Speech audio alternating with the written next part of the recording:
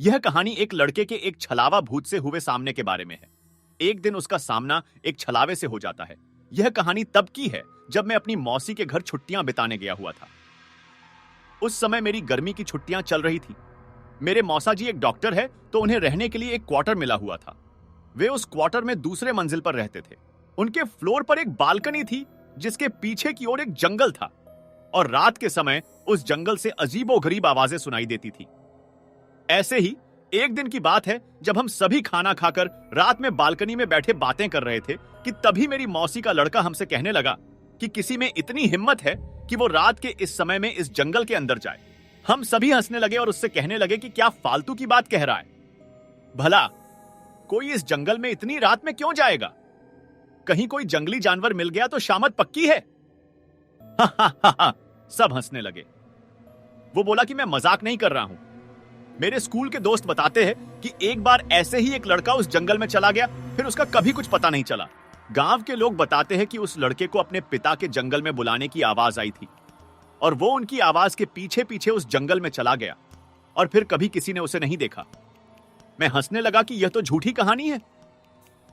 अगर वो लड़का लौटा ही नहीं तो लोगों को किसने बताया कि वह आवाज उसके पिता की थी?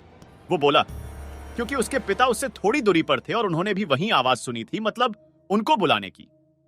उनकी ही आवाज में कोई उनके बेटे को अपनी ओर पुकार रहा था। जब वे दौड़कर वहां पहुंचे तो उन्होंने देखा कि वहां पर उनका बेटा नहीं था, इसलिए कोई भी उस जंगल की ओर नहीं जाता।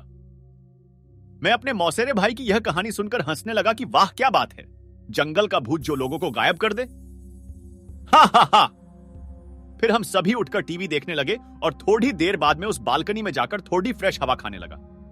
रात का समय में उस जगह अच्छी खासी हवा चल रही थी, और मैं उस जंगल की ओर मुंह करके देखने लगा कि आखिर कौन होगा वो। क्या वो सच था कि तभी मैंने अपने मौसेरे भाई को उस जंगल के किनारे खड़े डिहे देखा। तब मुझसे बोला कि अरे देख क्या रहे हो, नीचे आओ, थोड़ा सैर करते हैं। मैंने सोचा चलो थोड़ा घूम ले, तो मैं नीचे जाने के लिए दरवाजे तक गया ही था कि तभी मैंने देखा कि मेरा भाई तो टॉयलेट करके बाहर आया है। यह देखकर मैं सकपका गया। मेरे रोंगटे खड़े ही हो गए और मैं बस यही सोच रहा था कि अगर ये यहां है तो वहां नीचे कौन है।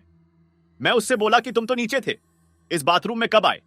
वो बोला कि मैं तो यहीं था, मैं तो बाथरूम गया ही नहीं हूं। तुम क्या बोल रहे हो? मैं उससे बोला कि मैंने अभी अभी तुम्हें उस जंगल के किनारे देखा था और तुम तो मुझे बुला भी रहे थे। वो बोला मजाक मत करो, तुम्हें क्या लगता है मैं डर जाऊंगा? मुझे पता है कि तुम मुझे डराने का प्रयास कर रहे हो, पर मैं नहीं डरने वाला। इतना कहकर वो टीवी देखने चला गया। मुझे यकीन नहीं हो रहा था कि ये मैंने अभी क्या देखा है। उसी रात मैं जब सो रहा था तब किसी की मुझे पुकारने की आवाज आ रही थी। वो जो भी था मुझसे कह रहा था कि मैं तुम्हारा कब से इंतजार कर रहा हूं, तुम तो आए ही नहीं, देखो जल्दी आ जाओ। फिर हम दोनों साथ में इस जंगल के अंदर घूमेंगे। इस बार यह आवाज मेरे भाई जैसी नहीं थी, बल्कि किसी ऐसे बूढ़े आदमी की थी जो काफी लंबा होगा और बहुत ज्यादा सिगरेट पीता होगा। रात भर मुझे उसकी आवाजें आने लगी, और फिर जब सुबह मैंने सबको यह बात बताई तो सबने मुझसे कहा कि ऐसा होना यहां आम बात है, तुम उस ओर ध्यान मत दो और अपना काम करो, और भूल कर भी उस जंगल की ओर मत जाना। उसके कुछ दिनों बाद भी मुझे उस जंगल की ओर से आवाजें आती रही, फिर वो आवाजें आना रुक गई।